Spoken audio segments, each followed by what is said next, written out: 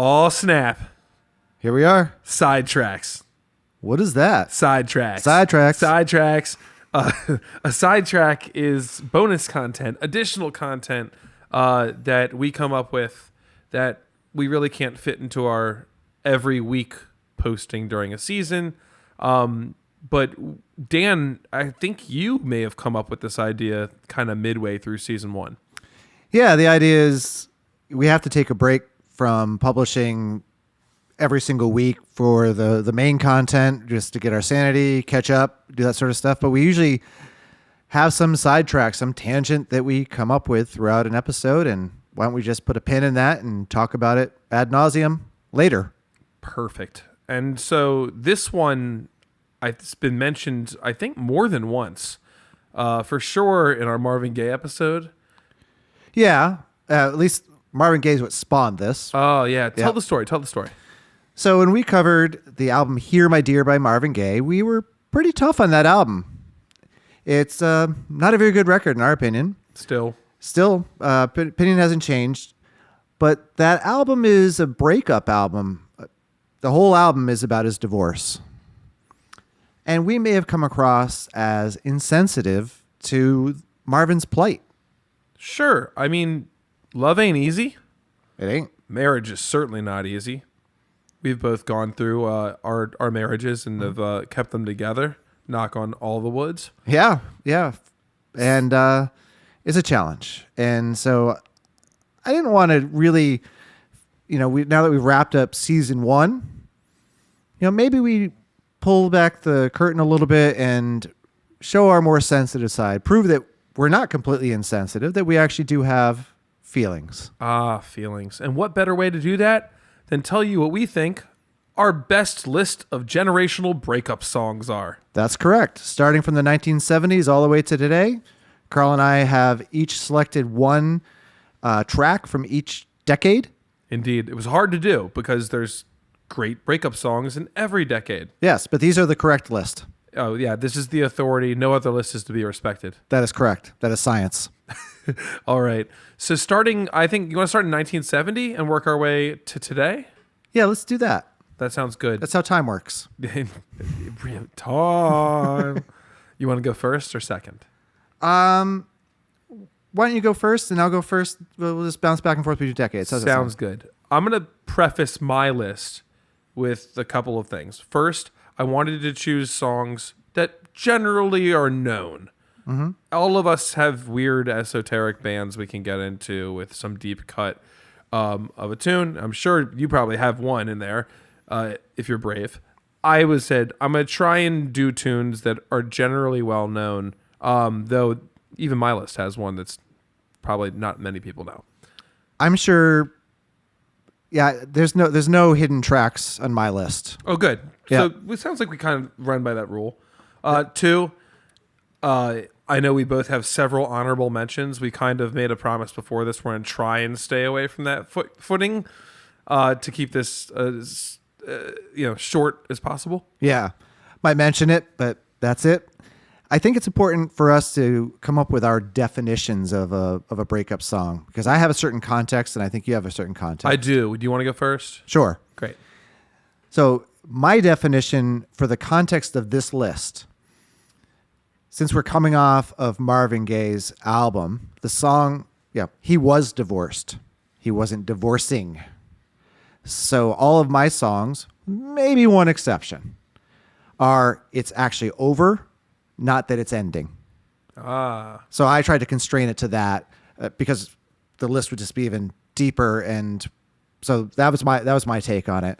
What is your take? So I think breakup songs have many faces. Sure. So like a breakup song can be a song that's physically about a breakup, breaking up, or a relationship that has been. A breakup song can also be a song that when you have broken up, you just want to play ad nauseum. Haha, see what I did? Yep. And kind of spam to make you feel better. Okay. I think breakup songs can be sad. Mm-hmm. I think they can be angry. I think that they can be rejoiceful. Mm-hmm. Lastly, I think breakup songs can be songs that aren't necessarily about are not horribly direct about love. One, this was a relationship, we were holding hands. Sometimes it's more coded than that. Yeah, that's fair. I agree with that. All right, I'm very loose in what it is, but I do think that all of my choices will tick that box. Yeah. I'm less nuanced with my particular list, but I agree with what you're saying completely. I'm just setting up the scaffolding to defend mine. Perfect. All right, so let's kick it off. 1970s. What do you got, baby? 1970. I've chosen what I think is a one-hit wonder, but a damn good one if you're going to have it. This is Baby Come Back by the band Player. Ooh, that is a good song. It is soaking in self-loathing and regret. It tells the story of this man who spends all of his time and all his money going out in the town, and he's looking for this love. He's looking for that attention. He's looking for some sort of bond here, and the chorus is just literally begging, "Baby, come back. Any kind of fool could see I was wrong, and I just can't live without you." Yeah, that's a great choice. Pretty self-explanatory, right? Mm-hmm. Definition. Yeah, and it even fits into the box that I had painted. Indeed. It's over. It's over. Yeah. And they're just, come on. Yeah. So mine's very obvious, I think. I picked the song She's Gone by Hall & Oates. Oh, beautiful. Off their 1973 album Abandoned Luncheonette. And to me, it's just a fantastic song. It's got the soul singers, the doubled vocals, which I think is kind of interesting. Sax solo, which is pretty epic. Yeah, that fits in a breakup song perfectly for that time. I looked into this for a second. The sax player, a gentleman by the name of Joe Farrell, who plays with Chick Corea's band Return to Forever. No way. Yeah. I mean, those guys are epic. Yeah. And little known drummer by the name of Bernard Purdy's playing on this. Dude, he is all the rage, ain't he? Yeah. And to me, just like the angst of she's gone. I better learn how to face it. She's gone. I pay the devil. I can't even speak. I'll pay the devil to replace her. And it ends on what went wrong. It's very powerful. Yeah. But the cool part about that tune that's always struck me is it's very monotone and like vibey. I know that those seem like they don't fit, but they really are. It's almost like the world has been painted gray. I think I'll spend eternity in the city, right? Like very like, and then all of a sudden you get these big blowouts going into the chorus. And so it's kind of like emotionally like stoking you. High contrast. Yeah. Ooh, those are great. Yeah. The 70s, man. Both of those fall calmly into the yacht rock category. They do. And they're in good company of other bands like 10cc, Bread, Ambrosia, Steely Dan, you name it, you can keep going on. Bread. Love me some Bread, man. Oh, yeah. Underrated group. Yeah. I have one honorable mention. Do you? Yes. Go ahead. Mine is Go Your Own Way by Fleetwood Mac. Of course. I mean, or anything off of Rivers album. Yeah. We'll cover that whole album. Probably. Yep. Definitely. Mine was I Can't Tell You Why by the Eagles. Ooh, another good one. No, just so beautiful, and really laying out this very honest. It seems like it was post-fight. Yeah. Look at us, baby, up all night. You're tearing each other apart. Very darling song. It's really cool, the structure on it, because you get this really edgy kind of minor chorus, but this major verse. Yeah. It's a really beautiful tune. And one thing that's great about that song is they use dynamics so well. Absolutely. It's such a sensitive little, like the keyboard part that comes in, and a pretty, I'll say edgy, but not really edgy, but the guitar solo. Mm-hmm. It plays with time and dynamic just enough so you feel like it's kind of crying. Yeah. Ooh, that was fun. That was fun. Oh, I don't regret this at all. Not at all. Do you want to take first on 80s, or do you want me to go for it? Sure, I'll go first. We'll swap. Yep. So I picked And So It Goes by Billy Joel. Oh, man, this is going to be great. Yeah. This is off of his album Stormfront. This barely made it in the 80s. It came out in 1989. There's 1,000 breakup songs in the 80s. But this one to me just crushes me. The way he frames, it's so beautifully written.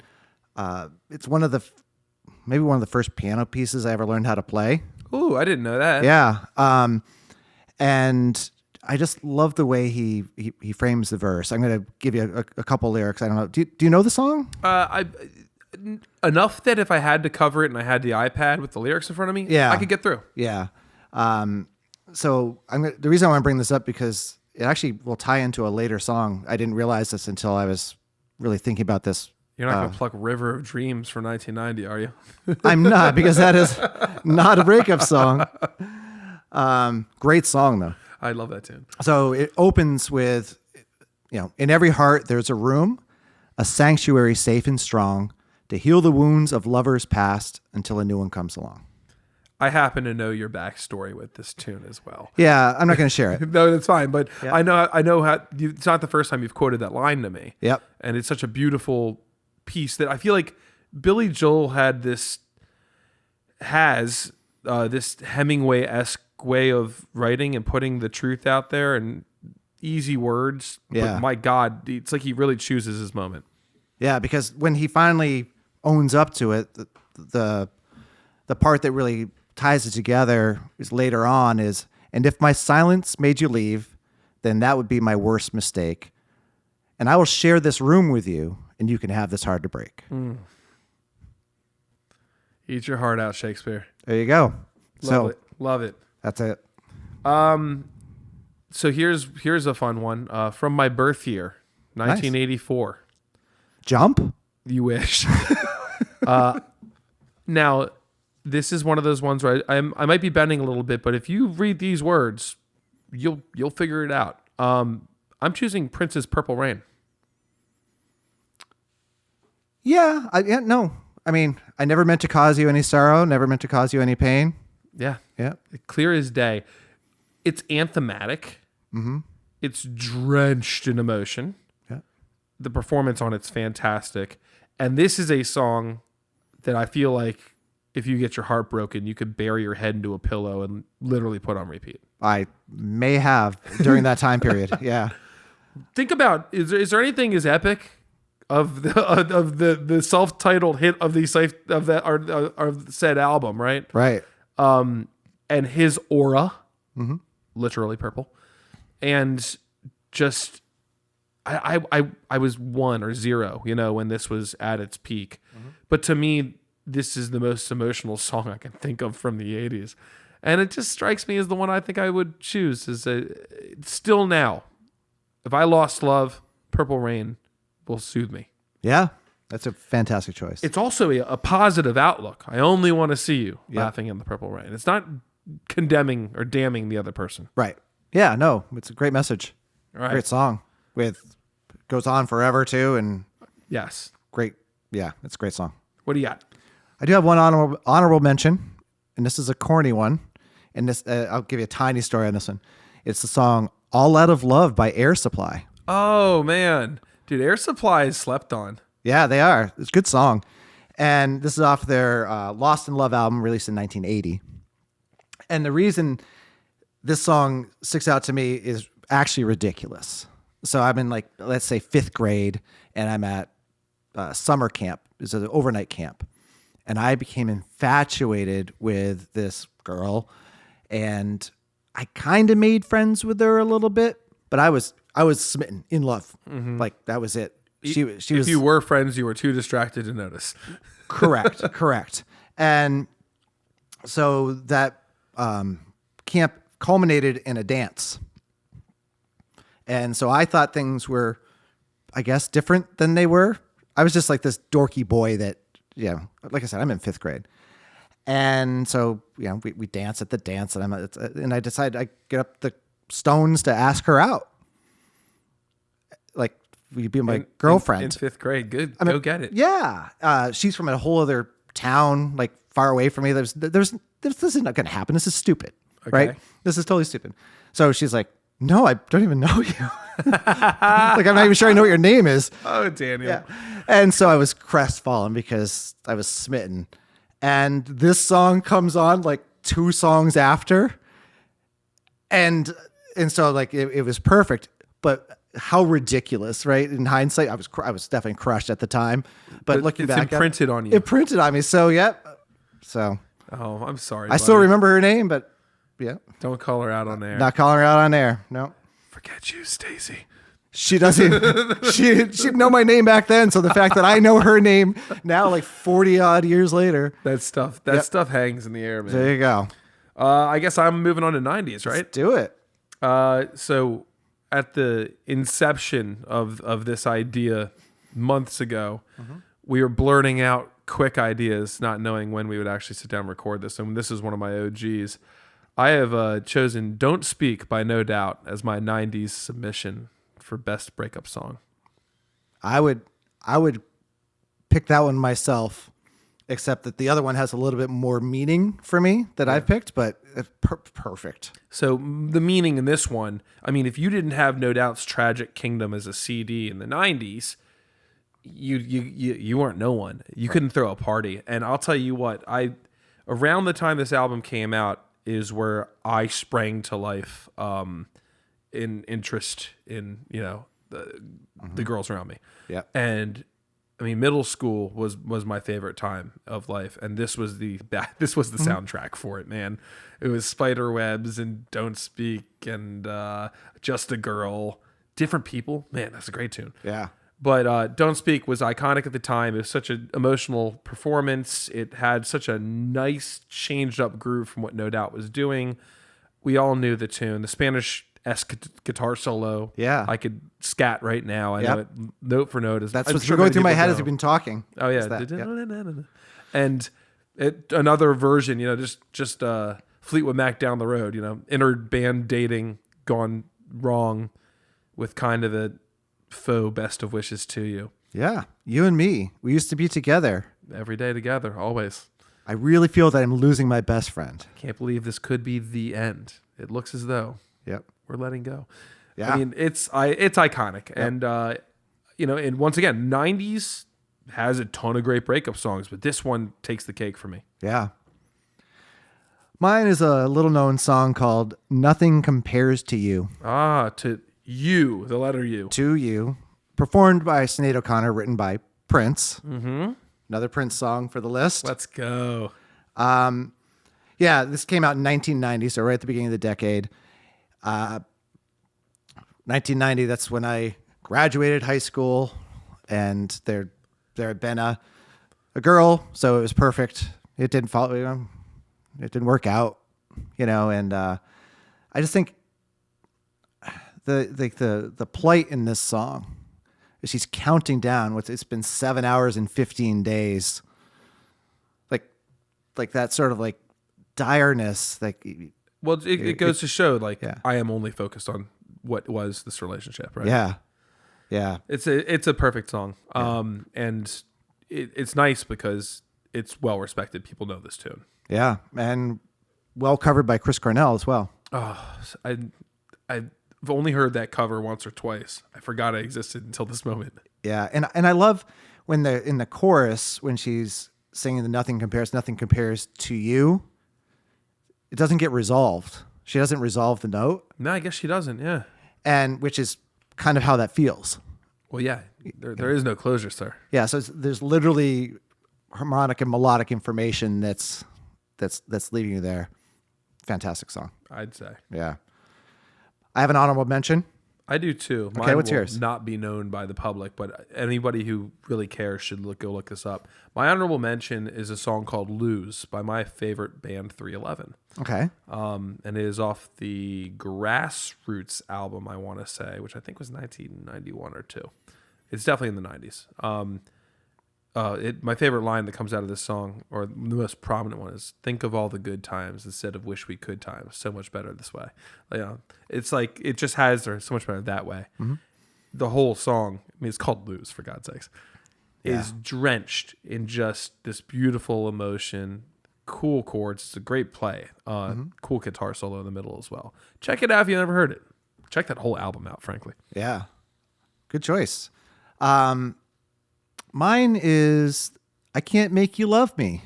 Oh, man. By Bonnie Raitt. Literally. Yeah. Let's go. Backwards Beats alum. That's right. Off the album that we thought maybe should have been on the list instead. Not to be ruled out. Yeah. Which is off of her 1991 release, Luck of the Draw. Not a lot to say. It's just a beautiful song. She didn't write that song, but it's been well covered. Adele's covered it. Boyz II Men covered it. I didn't know that, but I saw it when I was looking some stuff up on it. Wow. 2-time alum. Yeah, and George Michael. Jorge Michel? Yeah. May he rest in peace. Yeah, fantastic song. Check it out. Okay. We are moving now into the 2000s, the Y2K era, and I believe this is your first go, sir. Mine is this little song called Sparks by the band Coldplay. Oh, God, I love that tune. Released in 2000 off the album Parachutes. And this is actually my tie-in. There's two things I love about this. I mean, obviously, Chris Martin's voice is fantastic. He goes through this falsetto, then he mixes in this vocal fry. Like, it's fantastic, like, heartfelt performance. And then it has actually one of my favorite chords is in this song. It was a major, minor 7? Minor, major 7. Yay! Yeah, the minor, major 7 chord. And if you don't know what that chord is, listen to our theme song. It's the last chord in our theme song. Also known as the James Bond chord. Yes. Now he plays it as part of a line cliche. It goes to like B minor, like this for the pre-chorus. Yeah, it's really, really a nice dramatic moment in the tune. Yep. You know what I love about that tune? Everything. Well, yes, of course, but the verses are so whimsical and like flowy. The bass lines like movie. You feel like you're just dangling from a cloud, a sad cloud, but a cloud. Yeah. So this is the tie-in to "And So It Goes," right? So, did I drive you away? I know what you'll say.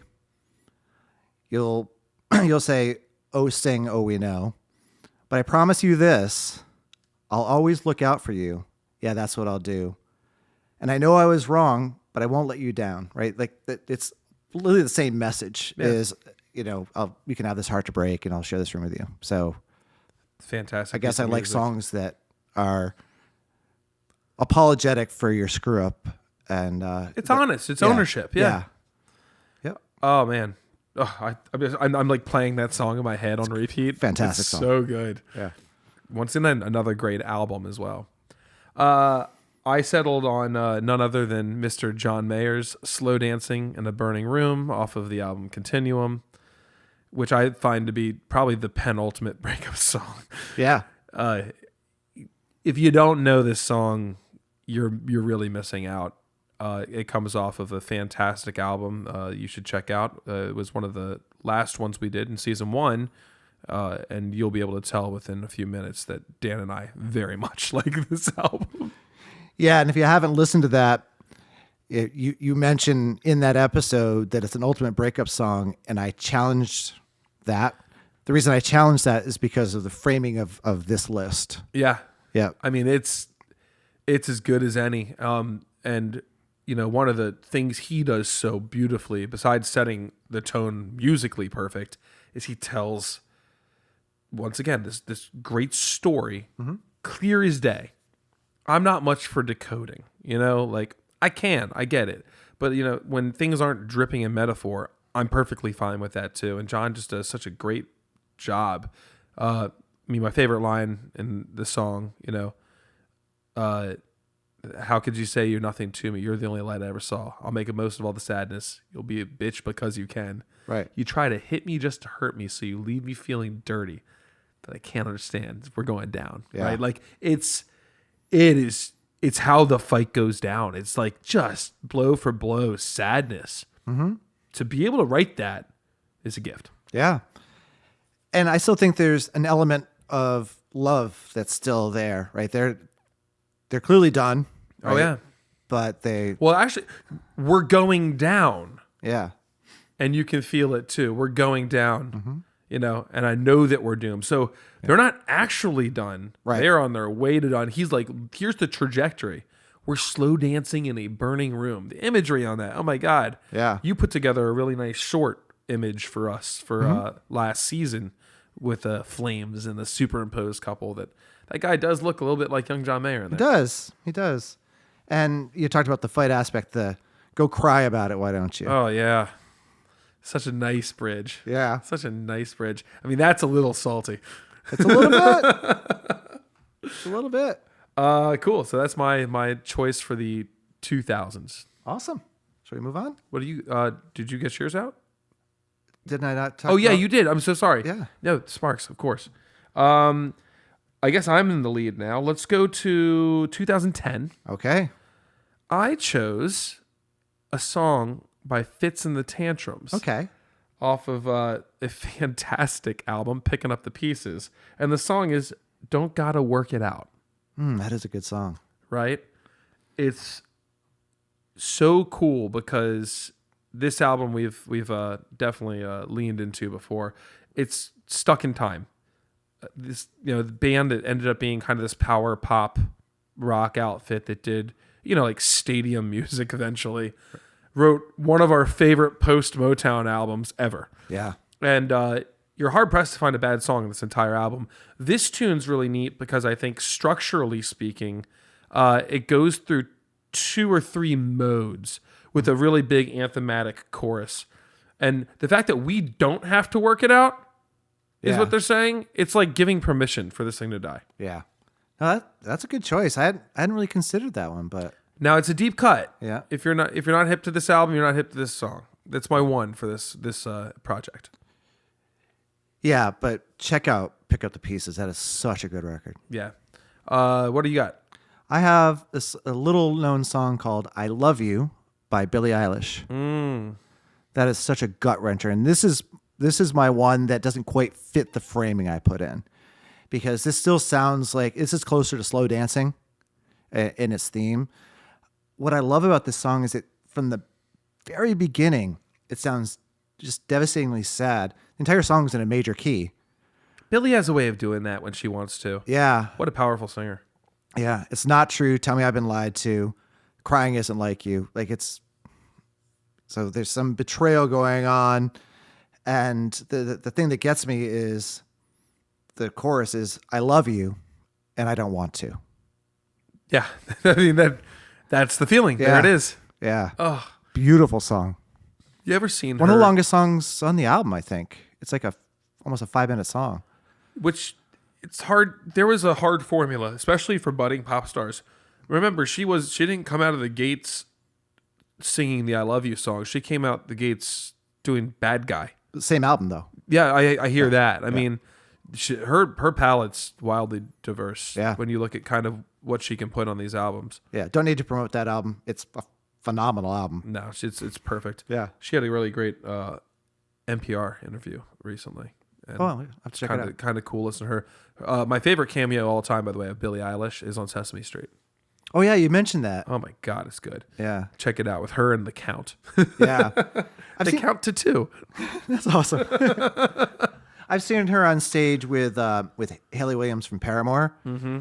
I think they're doing the song from the Twilight movie, All I Wanted Was You. And Hayley Williams has that insane All I Wanted Was You thing. And it was cool because they obviously respect each other. But it was cool to see Billie like fangirling over Hayley, because Hayley's, her senior. Haley's an OG though. That voice. Yeah. Whenever I see her live lounge stuff, I have to watch it. Yeah.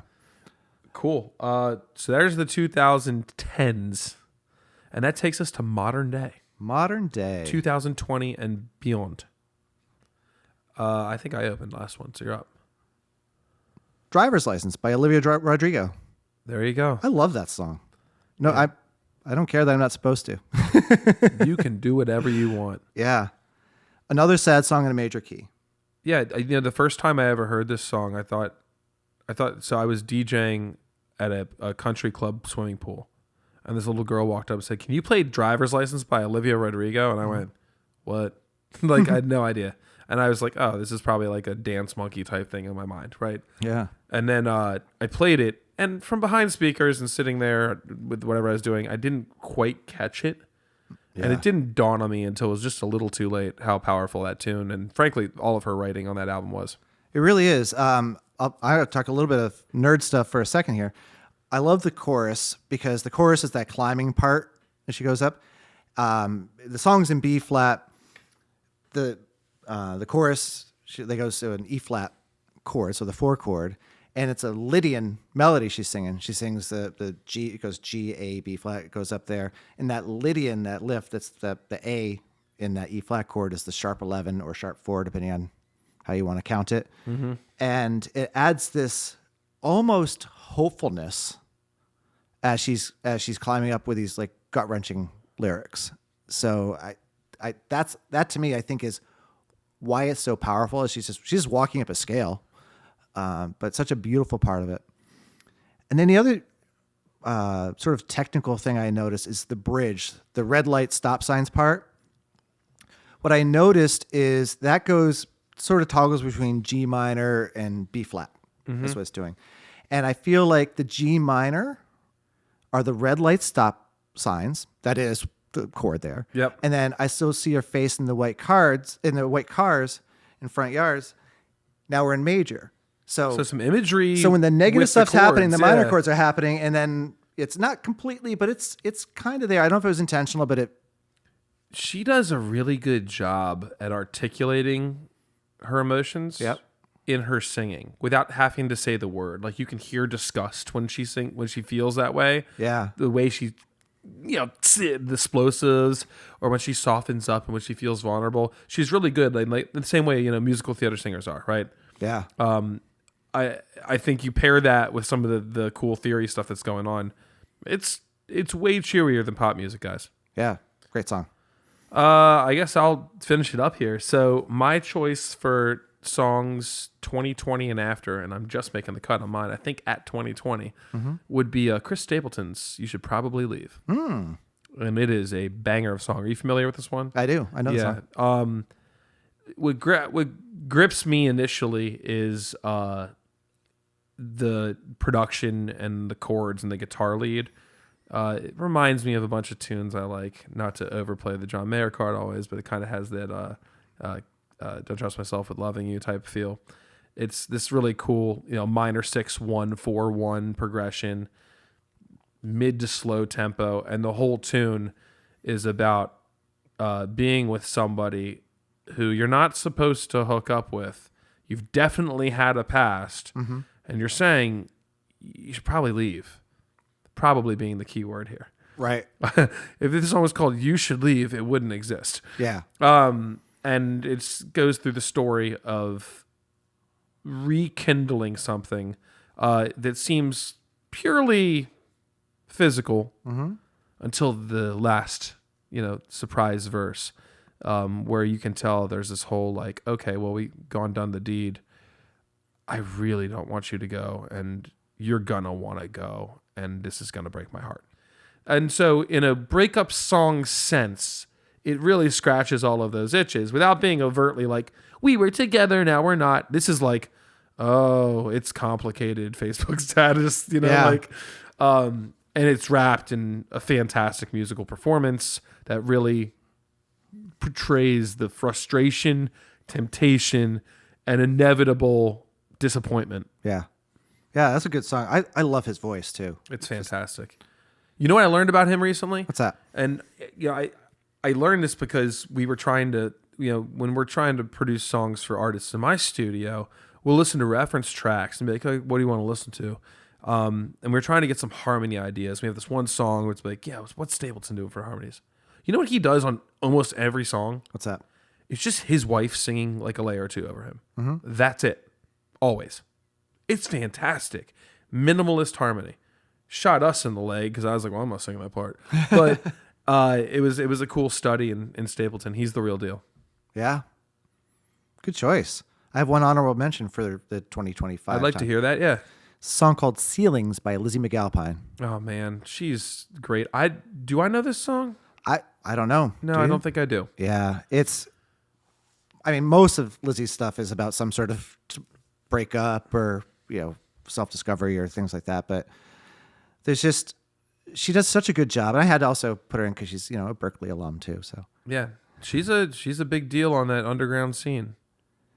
Yeah. Well, this song has almost 750 million streams. Well, she's a big deal on that emerging underground scene. Yeah. I mean, it seemed like yesterday she was just some teenage girl who would play, little indie stages. Yeah. And we talked about her before, her collaboration. She has 2 collaborations with Jacob Collier, one on her album and one on his album. And then, of course, the big one. Is it her album that has Jacob and John Mayer? It's his album. It's his. It's Jacob's album. Jacob was like, no, John's on it. I'm claiming it. Yeah. Yeah. Sorry, Lizzie. Yeah. So, yeah, Ceiling's a beautiful song. It has this, but it's over, but then you're driving me home, like it's this whole, and then you kiss me in your car. So she's just like replaying. I think I've seen a video for this Yeah. one. This is the house party video. I'm pretty sure it is. I'm not, no, that's a different one. That's the one where you smell like rum, and that's Okay. the one with Jacob Collier. That's probably why I watched the video. Yep. All right. Yeah. I can't remember the name of that song off the top of my head, but Don't sleep on Lizzie. She's pretty fantastic. she is. And she's on Broadway now doing something, I think. Not surprised at all. Yeah. Just wildly talented. Yeah. Well, this was fun. Wasn't it? It's the only time we've ever recorded anything that's under an hour. I'm impressed with us. I'm actually going to check us on that. Oh yeah, we've already crept well over a half hour though. Okay. We were like, yeah, this will be 10 minutes for the content. Well, we look forward to season 2. We're already doing our prep work. Not looking too far in advance, but if you like this stuff, please let us know. You can catch us on Instagram At Backwards Beats Podcast. or on Gmail. backwardsbeatspodcast@gmail.com. All of your feedback, especially on our small but mighty off season, is appreciated. We really love what we do, and we love growing this thing with you. Anything else, Daniel? That's it, man. All right, cue the outro. Backwards Speeds Podcast is a Tuna-Wood production recorded live at Thought Shack Studios in Halethorpe, Maryland. If you enjoyed the show, make sure to subscribe and leave us a review on Apple Podcasts, Spotify, or wherever you get your podcasts. You can find us at Backwards Speeds Podcast on most platforms. Share the love, and we'll see you next week for another deep dive into the next album on Rolling Stone Magazine's Top 500 list. Until then, salt your melons.